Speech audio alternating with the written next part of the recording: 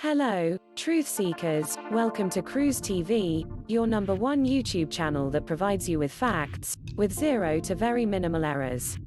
The universe runs on natural laws. The Hermetic principles refer to knowledge of these laws is passed down by the teachings of Hermes Trismegistus. When you can understand Hermetic principles, you can learn from them and use them to experience more happiness, meaning, and control over your life.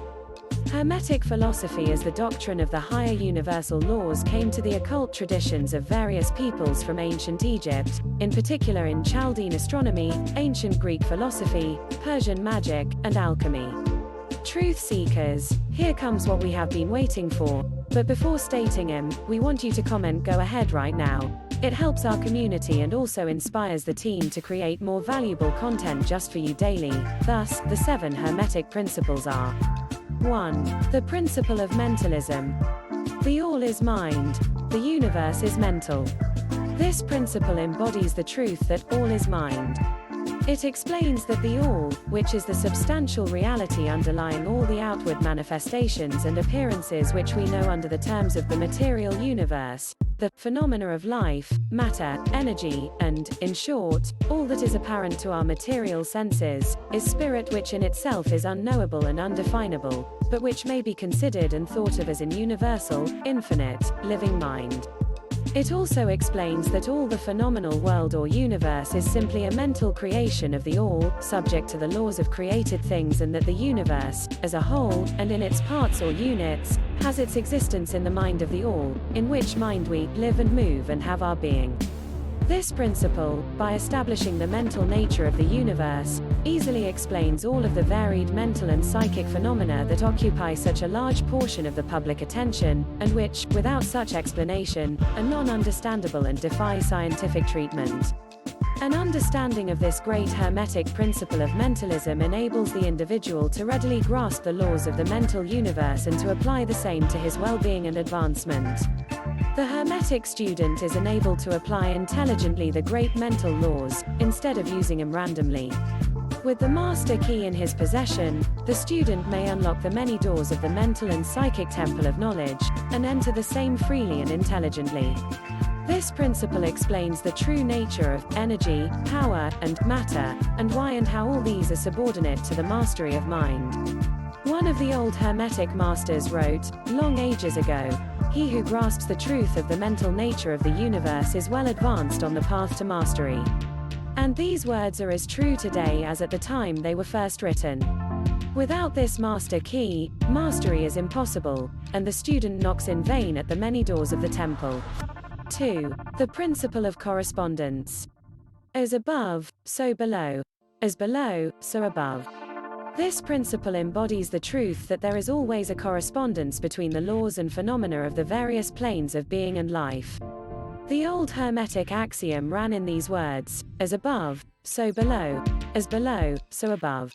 And the grasping of this principle gives one the means of solving many a dark paradox and hidden secret of nature. There are planes beyond our knowing, but when we apply the principle of correspondence to them, we can understand much that would otherwise be unknowable to us. This principle is of universal application and manifestation. On the various planes of the material, mental, and spiritual universe, it is a universal law. The ancient Hermetists considered this principle as one of the most important mental instruments by which man was able to pry aside the obstacles which hid from view the unknown. Its use even tore aside the veil of Isis to the extent that a glimpse of the face of the goddess might be caught. Just as a knowledge of the principles of geometry enables man to measure distant suns and their movements, while seated in his observatory, so a knowledge of the principle of correspondence enables man to reason intelligently from the known to the unknown. Studying the monad, he understands the archangel. 3. The principle of vibration. Nothing rests. Everything moves. Everything vibrates. This principle embodies the truth that everything is in motion, everything vibrates, nothing is at rest, facts which modern science endorses, and which each new scientific discovery tends to verify. And yet this Hermetic principle was enunciated thousands of years ago, by the masters of ancient Egypt. This principle explains that the differences between different manifestations of matter, energy, energy, mind, and even spirit, result largely from varying rates of vibration. From the all, which is pure spirit, down to the grossest form of matter, all is in vibration. The higher the vibration, the higher the position in the scale. The vibration of spirit is at such an infinite rate of intensity and rapidity that it is practically at rest, just as a rapidly moving wheel seems to be motionless. And at the other end of the scale, there are gross forms of matter whose vibrations are so low as to seem at rest.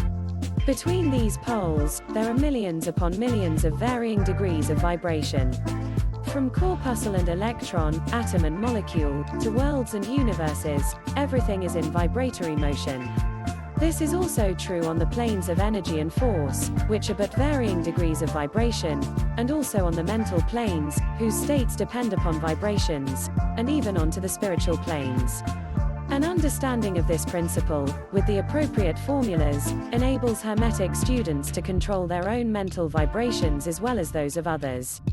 The masters also apply this principle to the conquering of natural phenomena, in various ways. He who understands the principle of vibration, has grasped the scepter of power, says one of the old writers. 4. The principle of polarity. Everything is dual. Everything has poles. Everything has its pair of opposites. Like and unlike are the same. Opposites are identical in nature, but different in degree. Extremes meet. All truths are but half-truths. All paradoxes may be reconciled. This principle embodies the truth that everything is dual, everything has two poles, everything has its pair of opposites, all of which were old Hermetic axioms. It explains the old paradoxes that have perplexed so many, which have been stated as follows: thesis and antithesis are identical in nature, but different in degree. Opposites are the same, differing only in degree. The pairs of opposites may be reconciled. Extremes meet. Everything is and isn't. At the same time, all truths are but half-truths. Every truth is half-false. There are two sides to everything. The principle of polarity explains these paradoxes, and no other principle can supersede it. The same principle operates on the mental plane. Let us take a radical and extreme example, that of love and hate, two mental states apparently totally different. And yet there are degrees of hate and degrees of love, and a middle point in which we use the terms like or dislike, which shade into each other so gradually that sometimes we are at a loss to know whether we like or dislike, or neither. And all are simply degrees of the same thing, as you will see if you will but think a moment. And, more than this, and considered of more importance by the Hermetists, it is possible to change the vibrations of hate to the vibrations of love, in one's own mind, and in the minds of others. 5. The principle of rhythm. Everything flows, out and in. Everything has its tides. All things rise and fall.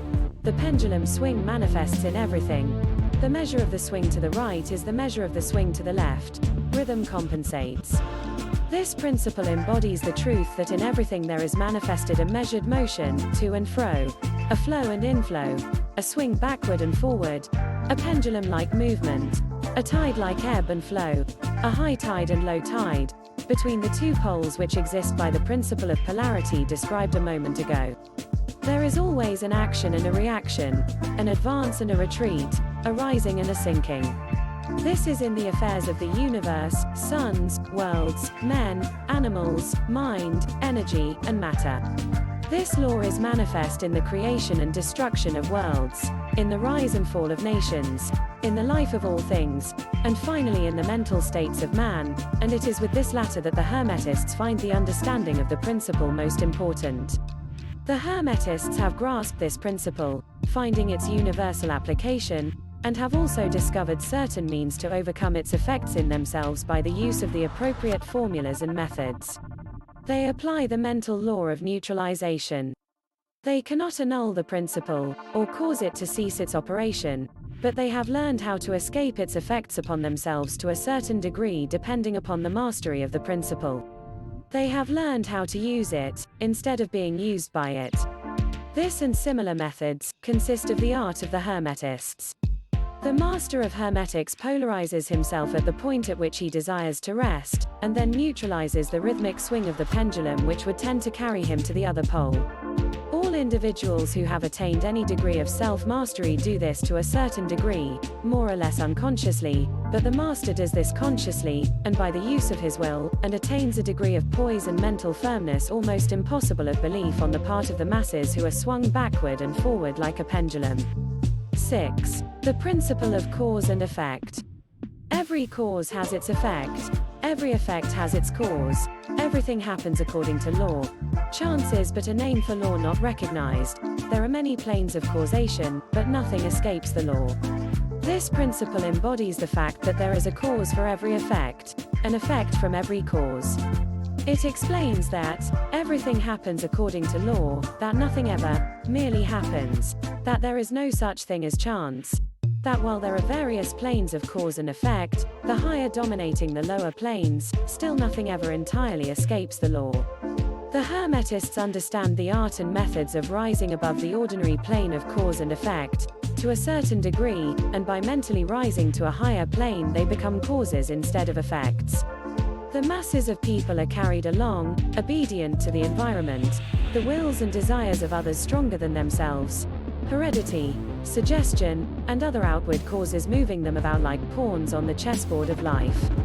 But the masters, rising to the plane above, dominate their moods, characters, qualities, and powers, as well as the environment surrounding him, and become movers instead of pawns.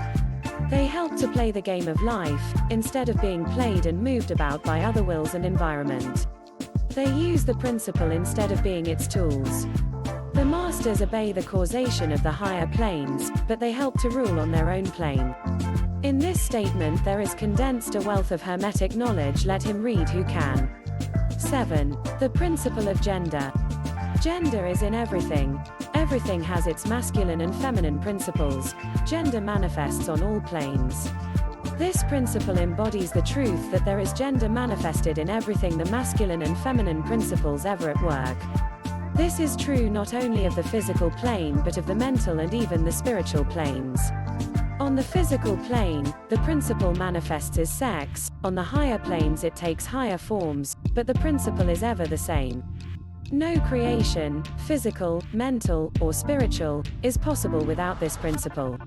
An understanding of its laws will throw light on many a subject that has perplexed the minds of men. The principle of gender works ever in the direction of generation, regeneration, and creation. Everything, and every person, contains the two elements or principles, or this great principle, within it, him or her. Every male thing has the female element also. Every female contains also the male principle. If you would understand the philosophy of mental and spiritual creation, generation, and regeneration, you must understand and study this Hermetic principle. It contains the solution to many mysteries of life. We caution you that this principle has no reference to the many bases, pernicious and degrading lustful theories, teachings, and practices, which are taught under fanciful titles, and which are a prostitution of the great natural principle of gender. Such base revivals of the ancient infamous forms of phallicism tend to ruin mind, body, and soul, and the Hermetic philosophy has ever sounded the warning note against these degraded teachings which tend toward lust, licentiousness, and perversion of nature's principles. If you seek such teachings, you must go elsewhere, for them Hermeticism contains nothing for you along these lines. To the pure, all things are pure. To the base, all things are base. Truth seekers, who is Hermes Trismegistus? Hermes Trismegistus is the name of a syncretic deity that combines the features of the ancient Egyptian god of wisdom and writing, Thoth, and the ancient Greek god Hermes, who were both gods of writing and magic in their respective cultures. He is the purported author of the Emerald Tablet and the Corpus Hermeticum. Hermes was credited with tens of thousands of highly esteemed writings, from both Egypt and Greece. While the Italian Renaissance believed Hermes to be an Egyptian priest, it is possible the Corpus Hermetica was actually written collectively by unknown authors who were Platonistic and Stoic Greeks. Thus it's still a mystery if Hermes actually existed and if there was a link between the Greek god Hermes and the Egyptian god Thoth and the connection between Greek and Egyptian culture.